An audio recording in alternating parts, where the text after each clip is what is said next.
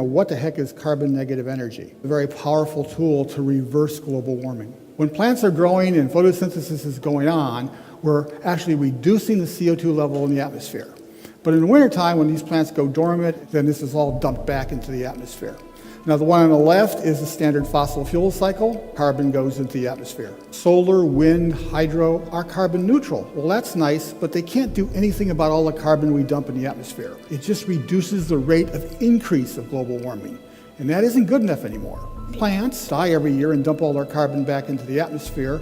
We intercept carbon from fast-growing plants, and we route some of it to food and fuel production, but we take part of it that would normally rot, and we make it into sequestered carbon that stays in the ground for hundreds of years. There's been a big movement in biochar research, and we found that there are 93 universities around the world that are doing biochar research. A plant controlled with fertilizer and water, and you add biochar to it, and you get a huge increase in plant mass. You can get 2 or 3 times as much food.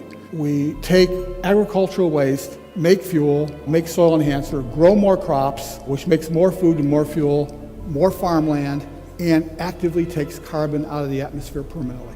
It would take about 1% of the world's land to power all the world's cars on carbon negative fuel. And then we go to 3% ultimately to roll back atmospheric CO2 by about 100 ppm in 40 years to bring us back to 350, 400 ppm, depending on how aggressive we are in the program. So one forecast is if ExxonMobil burned their reserves, we would toast the planet, if you don't have some way of offsetting the carbon. So this is the solution to that.